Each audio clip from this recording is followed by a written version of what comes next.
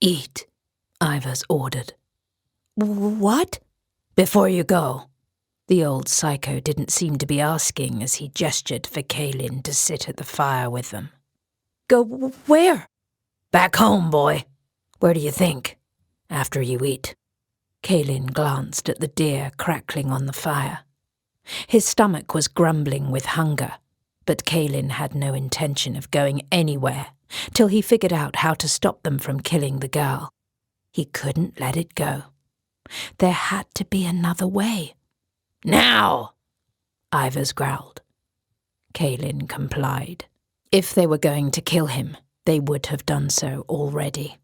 So he approached and sat at the fire with them, unsure what to say, uncertain what to do, not sure how to act. It was not unlike any other interaction in his life, social or otherwise.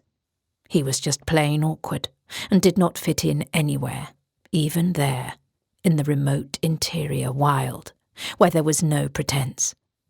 Everything was as it simply was.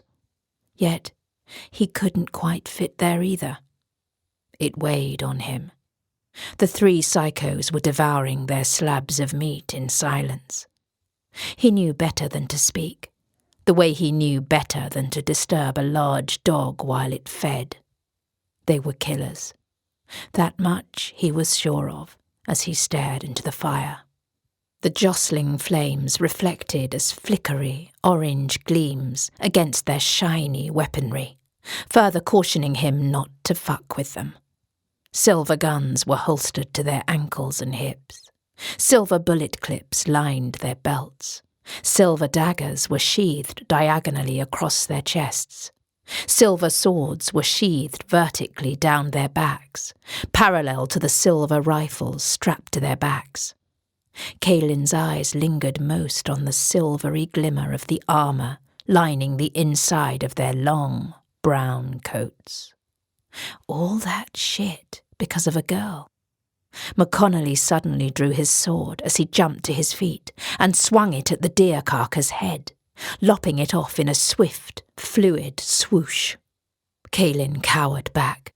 "Only one way to kill a coven werewolf, brother, in case you were wondering," he said to Kaelin.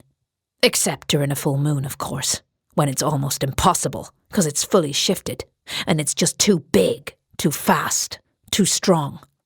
At that point, you just run and hide and try to survive the bloody fucking night." "Language," Ivers warned. McConnelly carved off a big slab of deer meat and tossed it at Kaelin. "So you see, we're in a race against time here. Eat." The meat scalded Kaelin's hands. He dropped it onto his lap and tried to grasp it as it burned his lap too. I'm a vegetarian." Beaudry was just glaring at Kaelin, never once blinking. "Well, your little girlfriend isn't, brother. That I can promise you." McConnelly laughed. "Eat!" "Enough," Ivers said. Kaelin glared at his meat, doing his best to ignore the burning pain, not wanting to give them the satisfaction of seeing him drop it. They clearly thought he was a joke, like everyone else. He was sick of being pushed around his whole life. Every nasty memory was bubbling to the surface. He'd gotten used to the taunting and the ridicule, but the ass-kickings, the physical pain, there was no getting used to that. Laurie's boyfriend was the bully back home. His rule was a punch for every stutter. So Kaelin never spoke around the guy, no matter how much the guy insisted it'd cure his speech impediment. McConnelly was the new bully. They all were. But Kaelin wasn't going to take it anymore. What's her name?" Kaelin asked, knowing it'd irk them. His way of sticking it back to them. It worked. "Her name, brother? Try it, 'cause it has no bloody fucking name." "Enough," Ivers growled. "Don't call her it." The silence was tense. Nerves and hunger drove Kaelin to nibble at his meat. He wasn't all that vegetarian. He tried to be, most of the time. It's just that meat wasn't good for one's karma. "Damiana," Ivers sighed. as he stared into the fire. Kaelin locked eyes with him. Was that her name? A beautiful name for a beautiful girl. As in life, things are often not as they seem. Do you understand, boy? In our zeal, sometimes we make errors in judgment, the consequences of which can be lifelong. Do you understand? You are making such errors now. I pray you will never come to know the weight of immense regret on your shoulders. That is why you will journey back home at sunrise, find a way to evacuate the town, and forget her. A feral darling is incapable of love. Do you understand? McConnelly was scraping meat from between his teeth with the tip of his dagger. He spit, leaned in, glared at Kaelin. Heard your old man was tough on you. Mine was too. Think maybe it's why I hunt monsters. McConnelly seemed to ponder aloud. But no matter how many I slay, I never measure up. He's been dead over 10 years, and I'm still hunting.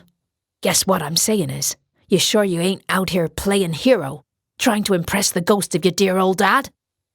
Kaelin watched the fire prance and bounce and weave while trying to tune them out. But he couldn't. When they weren't being assholes, they made some sense. Not that they had him all figured out or anything. What the fuck did they know? It's a shit life, brother. I don't recommend it. Ivor stood and approached the downed, moss-covered log. He reached inside the cache and pulled out a bundle, then tossed it at Kaelin's feet. It was a sheathed silver dagger and a long, brown, hooded coat. Both were exactly like theirs. For your protection, on your journey back home, Ivor said, again not asking. You will not survive another night out here. Things will get exponentially worse.